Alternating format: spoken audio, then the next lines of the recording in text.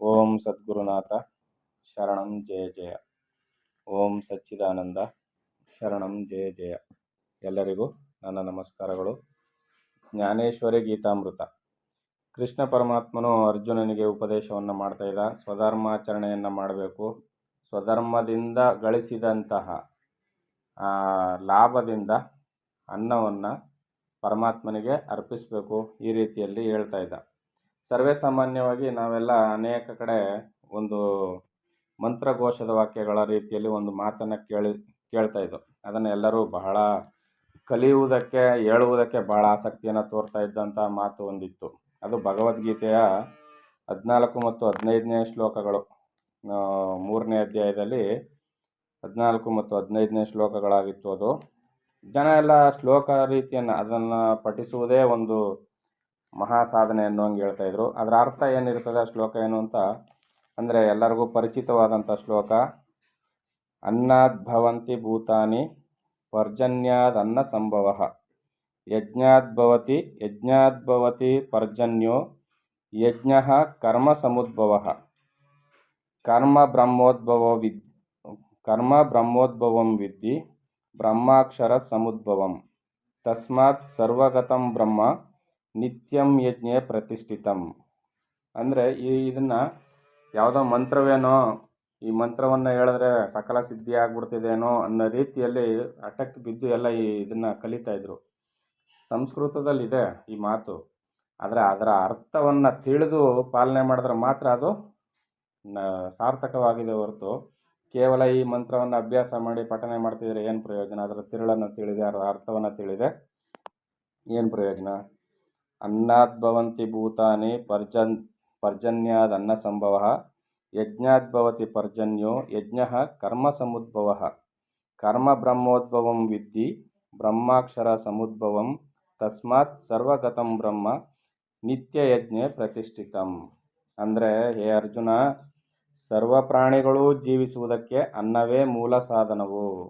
ಈ ಶ್ಲೋಕದ ಅರ್ಥ, ಸರ್ವ ಪ್ರಾಣಿಗಳು ಜೀವಿಸುವುದಕ್ಕೆ ಅನ್ನವೇ ಮೂಲ ಸಾಧನವು. ಅನ್ನ ಅಂದರೆ ಭತ್ತದಿಂದ ಬಂದಂಥ ಅಕ್ಕಿಯಿಂದ ಮಾಡಿದ ಅನ್ನ ಅಂತ ಅಲ್ಲ. ಅದಕ್ಕೆ ಯಾವುದು ಆಹಾರವೋ, ಈಗ ದನ ಕರುಗಳಿಗೆ ಹುಲ್ಲು, ಅದು ಅವ್ರ ಭಾಗಕ್ಕೆ ಅನ್ನ. ನಮಗೆಲ್ಲ ಈ ಭತ್ತದಿಂದ ಬೆಳೆದಂಥ ರಾಗಿ, ಜೋಳ, ಅಕ್ಕಿ ಇವು ನಮಗೆ ಅನ್ನ. ಈ ರೀತಿಯಲ್ಲಿ ಈ ಪಕ್ಷಿಗಳಿಗೆಲ್ಲ ಹಣ್ಣಿನ ರಸವೇ ಅನ್ನವಾಗಿರ್ತದೆ. ಹೀಗೆ ಒಂದೊಂದು. ಅದರಿಂದ ಅನ್ನವೇ ಮೂಲ ಸಾಧನವು. ಈ ಅನ್ನವು ಪರ್ಜನ್ಯದಿಂದ ಉತ್ಪನ್ನವಾಗುವುದು. ಈ ಪರ್ಜನ್ಯವನ್ನು ಯಜ್ಞವು ಉತ್ಪತ್ತಿ ಮಾಡುತ್ತದೆ. ಈ ಯಜ್ಞವು ಕರ್ಮದಿಂದ ಉತ್ಪತ್ತಿಯಾಗುತ್ತದೆ. ಆದ್ದರಿಂದ ಯಜ್ಞಕ್ಕೆ ಕರ್ಮವೇ ಮೂಲಾಧಾರವಾಗಿದೆ. ಅರ್ಥ ಆಗ್ತದೆ ಅಲ್ವಾ? ಕರ್ಮ ಮಾಡಿದರೆ ತಾನೇ, ಅದನ್ನೇ ಕರ್ಮ ಯಜ್ಞ ಅಂತ ಕರೆದ ಪರಮಾತ್ಮ. ಆಗಲೇ ಕರ್ಮ ಮಾಡಿ ಅದನ್ನು ಯಜ್ಞ ಅಂತ ಕರೆದ. ಆದ್ದರಿಂದ ಯಜ್ಞಕ್ಕೆ ಕರ್ಮವೇ ಮೂಲಾಧಾರವಾಗಿದೆ. ಈ ಕರ್ಮವು ವೇದ ಸ್ವರೂಪಿಯಾದ ಬ್ರಹ್ಮನಿಂದ ಉತ್ಪತ್ತಿಯಾಗಿದೆ. ಈ ವೇದ ಬ್ರಹ್ಮವು ಅಕ್ಷರ ಪರಮಾತ್ಮನ ಮುಖದಿಂದ ಹುಟ್ಟಿರುತ್ತದೆ. ಆದ್ದರಿಂದ ಕರ್ಮಮೂರ್ತಿಯಾದ ಯಜ್ಞವೇ ವೇದ ಬ್ರಹ್ಮದಲ್ಲಿ ವಾಸಿಸುತ್ತಿರುವುದೆಂಬ ಗುಹ್ಯತಮವಾದ ತತ್ವವನ್ನು ನಿನಗೆ ಹೇಳಿರುವೆನು ಅಂತ ಇಲ್ಲಿ ಕೃಷ್ಣ ಹೇಳ್ತಾ ಇದ್ದಾನೆ. ಹೇ ಪಾರ್ಥ, ನಾನು ನಿನಗೆ ಯಜ್ಞಕ್ಕೆ ಮೂಲಪೀಠವಾದ ಸ್ವಧರ್ಮದ ಸ್ವರೂಪವನ್ನು ಸಂಕ್ಷೇಪವಾಗಿ ತಿಳಿಸಿರುವೆನು.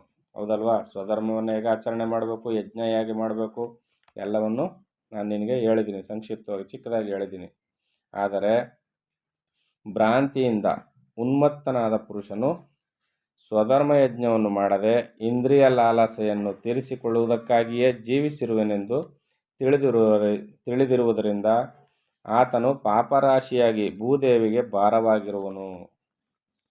ಯಾವಾಗ ನಾವು ಇನ್ನೊಬ್ಬರಿಗೆ ಕಂಟಕವಾಗುವ ರೀತಿಯಲ್ಲಿ ಜೀವನವನ್ನು ಮಾಡ್ತೀವೋ ಆಗ ಭೂಮಿಗೆ ಭಾರ ಅಂತಲೇ ಅನ್ನಿಸ್ಕೊಳ್ತೀವಿ. ಸರ್ವರಿಗೂ ಹಿತವಾಗಬೇಕು, ಅಥವಾ ಹಿತವಾಗದಿದ್ರೂ ಚಿಂತೆ ಇಲ್ಲ, ಇನ್ನೊಬ್ರಿಗೆ ತೊಂದರೆ ಆಗಬಾರ್ದು, ಆ ರೀತಿಯಲ್ಲಿ ಜೀವನ ಮಾಡಬೇಕು ಅಂತ ನಮಗೆ ಧರ್ಮಾಚರಣೆ ಹೇಳ್ಕೊಡ್ತದೆ. ಆದರೆ ನಾವೇನು ಮಾಡ್ತೀವಿ? ಇಂದ್ರಿಯ ಲಾಲಸೆಯಿಂದ ಇಷ್ಟ ಬಂದಂಗೆ ಜೀವನ ಮಾಡಿದ್ರೆ ಬೇರೆಯವ್ರಿಗೂ ಉಪಟಳ ಆಗುತ್ತೆ, ನಮಗೂ ತೊಂದರೆ ಆಗುತ್ತೆ. ಇಂಥವ್ರನ್ನ ಭೂಮಿಗೆ ಭಾರ ಅಂತ ಕರೀತಾರೆ. ಆತನು ಸದಾ ದುರಾಚರಣೆಯಲ್ಲಿಯೇ ಕಾಲ ಕಳೆಯುವನು.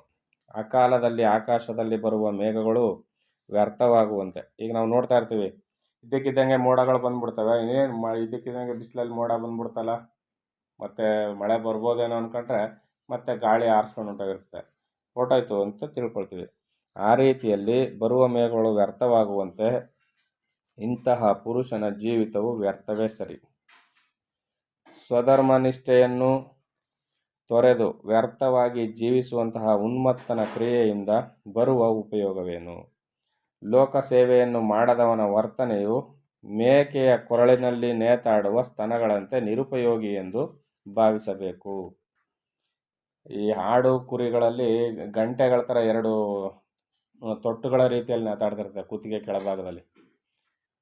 ಅದರಿಂದ ಏನು ಉಪಯೋಗ? ಅದರಿಂದ ಹಾಲು ಬರೋದಿಲ್ಲ, ಯಾವ ಜೀವಿಗೂ ಅದರ ಮರಿಗಳಿಗೂ ಕುಡಿಯೋಕ್ಕೂ ಉಪಯೋಗ ಇಲ್ಲ. ಈ ರೀತಿಯಲ್ಲಿ ಇಂಥ ವ್ಯಕ್ತಿ ದುರ್ವರ್ತನೆಯಿಂದ ನಡೀತಕ್ಕಂಥ ಕೆಟ್ಟ ವ್ಯಕ್ತಿಯಿಂದ ಇರ್ತಕ್ಕಂಥ ಏನೂ ಪ್ರಯೋಜನ ಇಲ್ಲ ಅವನಿಂದ. ಲೋಕ ಸೇವೆಯನ್ನು ಮಾಡದವರ ಜೀವನವೆಲ್ಲ ಈ ರೀತಿಯಲ್ಲಿ ವ್ಯರ್ಥ ಆಗುತ್ತೆ. ನಾವು ಲೋಕದಲ್ಲಿ ಬಂದಿದ್ದೀವಿ ಅಂದರೆ ಕಡು ಬಡವನಾದರೂ ಲೋಕ ಸೇವೆಯನ್ನು ಮಾಡ್ಬೋದು, ಶ್ರೀಮಂತನಾದರೂ ಮಾಡ್ಬೋದು. ಅದರಿಂದ ಇನ್ನೊಬ್ಬರ ಸೇವೆಯನ್ನು ಮಾಡಿಯೇ ತೀರಬೇಕು, ಲೋಕ ಸೇವೆಯನ್ನು ನಾವು ಮಾಡಬೇಕು ಅಂತ ಕೃಷ್ಣ ಹೇಳ್ತಾ ಇದ್ದಾನೆ. ಇದರಿಂದ ಏನಾಗುತ್ತೆ? ಸಹಬಾಳ್ವೆ ಮಾಡಲಿಕ್ಕೆ ಈ ಸದ್ಧರ್ಮಾಚರಣೆಯಿಂದ ಸಹಬಾಳ್ವೆಯನ್ನು ಮಾಡಲಿಕ್ಕೆ ಒಂದು ಒಳ್ಳೆ ವ್ಯವಸ್ಥೆ ಉಂಟಾಗುತ್ತೆ, ಸಮಾಜದಲ್ಲಿ ಒಳ್ಳೆ ಪರಿವರ್ತನೆ ಆಗುತ್ತೆ. ನಾವು ಬಂದೋ ನಾವು ಗಳಿಸ್ತೋ ನಾವೇ ತಿಂದೋ ನಾವೇ ಹೊರಟೋದೋ ಅಂದರೆ ಏನು ಪ್ರಯೋಜನ? ಪರೋಪಕಾರ ಬುದ್ಧಿಯನ್ನು ಇಲ್ಲಿ ಕೃಷ್ಣ ಹೇಳ್ತಾ ಇದ್ದಾನೆ. ಆದ್ದರಿಂದ ಹೇ ಅರ್ಜುನ, ಯಾರೇ ಆಗಲಿ ಎಂದಾದರೂ ಸರಿಯೇ ಸ್ವಧರ್ಮವನ್ನು ಬಿಡಬಾರದೆಂಬ ತತ್ವ ರಹಸ್ಯವನ್ನು ನಿರಂತರವೂ ಜ್ಞಾಪಕದಲ್ಲಿಡು.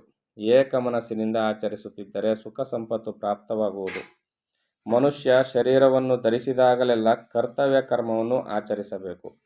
ಹುಟ್ಟಿದಾಗಲೇ ಈ ಧರ್ಮ ಕಟ್ಟಳೆಯು ಬಂದುದರಿಂದ ಕರ್ತವ್ಯ ಕರ್ಮವನ್ನು ಬಿಡದೆ ವಿಹಿತ ಕರ್ಮವನ್ನು ಆಚರಿಸಬೇಕು. ಪವಿತ್ರವಾದ ಮಾನವ ಶರೀರದಲ್ಲಿ ಹುಟ್ಟಿದರೂ ನಿಜವಾದ ಸ್ವಧರ್ಮವನ್ನು ಬಿಡುವವನನ್ನು ಮೂರ್ಖನೆಂದು ತಿಳಿಯಬೇಕು.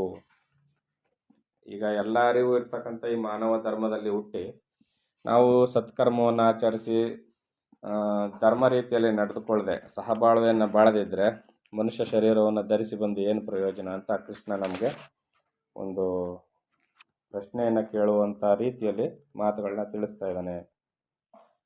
ಮುಂದುವರೆದು ಅರ್ಜುನನಿಗೆ ಹೇಳ್ತಾನೆ, ಹೇ ಅರ್ಜುನ, ದೇಹವು ತನ್ನ ಧರ್ಮಾನುಸಾರವಾಗಿ ನಡೆಯುತ್ತಿದ್ದರೂ ಆತ್ಮವಿಚಾರದಲ್ಲಿ ಮಗ್ನನಾಗಿರುವವನು ಕರ್ಮಫಲದಿಂದ ಲೇಪಗೊಳ್ಳುವುದಿಲ್ಲ. ಸ್ವಾತ್ಮಾನಂದದಲ್ಲಿ ಪೂರ್ಣವಾಗಿ ಮೆರೆಯುವವನ ಕರ್ತವ್ಯವು ಸಮಾಪ್ತವಾಗಿರುವುದರಿಂದ ಆತನು ಕರ್ಮಸಂಗದಿಂದ ಮುಕ್ತರಾಗಿರುವರು. ಈಗ ಕರ್ಮವನ್ನು ಮಾಡು ಅಂತ ಹೇಳ್ತಾ ಇರ್ತಾನೆ, ಆದರೆ ಆತ್ಮಜ್ಞಾನದಲ್ಲಿ ಮುಳುಗಿ ಹೋಗ್ಬಿಡ್ತಾನೆ, ಅವನು ಅಂತರ್ಮುಖಿ ಆಗಿಬಿಡ್ತಾನೆ. ಅವನಿಗೆ ಯಾವ ಕರ್ಮ ವಿಧಿ ನಿಷೇಧಗಳು ಏನೂ ಅಂಟೋದಿಲ್ಲ. ಯಾಕಂದರೆ ಅವನು ಯಾವ ಕರ್ಮಗಳನ್ನು ಅಲ್ಲಿ ಆಸಕ್ತ ಬುದ್ಧಿಯಿಂದ ಮಾಡೋದಿಲ್ಲ. ಅದರಿಂದ ಅವನಿಗೆ ಯಾವ ಲೋಪವೂ ಬರೋದಿಲ್ಲ ಅಂತ ಇಲ್ಲಿ ಹೇಳ್ತಾ ಇದ್ದಾನೆ. ಆತ್ಮಾನಂದದಿಂದ ತೃಪ್ತನಾದವನಿಗೆ ಸಾಧನೆಗಳಲ್ಲಿ ಆಸಕ್ತಿಯು ನಶಿಸಿರುವುದರಿಂದ ಆತನ ಕರ್ಮಗಳೆಲ್ಲವೂ ನಶಿಸಿರುವವು. ಆದ್ದರಿಂದ ಹೇ ಅರ್ಜುನ, ಆತ್ಮಬೋಧೆಯು ಉದಯವಾಗುವವರೆಗೂ ಸ್ವಧರ್ಮಾಚರಣೆಯು ತ್ಯಾಜ್ಯವಲ್ಲ. ಆದ್ದರಿಂದ ನೀನು ಅವಶ್ಯವಾಗಿಯೂ ಆಚರಿಸಬೇಕು.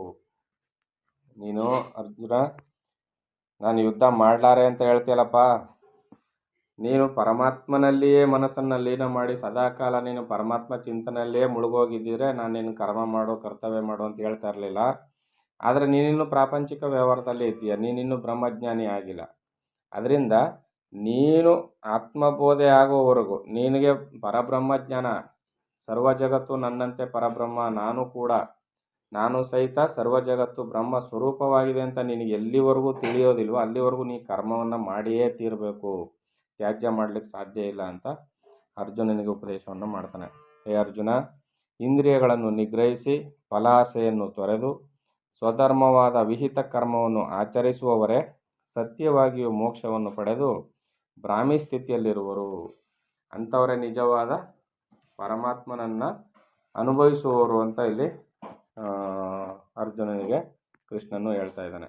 ಅದರಿಂದ ಇಲ್ಲಿ ಕೃಷ್ಣನು ಹೇಳಿದ ರೀತಿಯಲ್ಲಿ ನಾವು ನಡೆದುಕೊಳ್ಬೇಕಾದದ್ದು ಎಲ್ಲರಿಗೂ ಅವಶ್ಯಕವಾಗಿದೆ. ಯೋಚನೆ ಮಾಡಿ, ಆಚರಣೆಯನ್ನು ಮಾಡುವಕ್ಕಿಂತ ಮುಂಚೆ ಮಾತುಗಳಲ್ಲಿ ಏನು ಹೇಳ್ತಾ ಇದ್ದಾರೆ, ಯಾವ ರೀತಿಯಲ್ಲಿ ತಗೊಳ್ಬೇಕು ಅನ್ನೋದನ್ನು ಯೋಚನೆ ಮಾಡಿ ನಾವು ಧರ್ಮಾಚರಣೆಯನ್ನು ಮಾಡಿ ಲೋಕದಲ್ಲಿ ನಮ್ಮ ಜನ್ಮವನ್ನು ಸಾರ್ಥಕ ಮಾಡ್ಕೋಬೇಕು. ಇನ್ನು ಕೃಷ್ಣ ಏನು ಹೇಳ್ತಾನೆ ಅಂತ ಮುಂದಿನ ಆಡಿಯೋದಲ್ಲಿ ನೋಡೋಣ. ಎಲ್ಲರಿಗೂ ಒಳ್ಳೆಯದಾಗಲಿ. ಓಂ ಸದ್ಗುರುನಾಥ ಶರಣಂ ಜಯ ಜಯ. ಓಂ ಸಚ್ಚಿದಾನಂದ ಶರಣಂ ಜಯ ಜಯ. ಹರಿ ಓಂ ತತ್ಸತ್. ಹರಿ ಓಂ ತತ್ಸತ್. ಹರಿ ಓಂ ತತ್ಸತ್.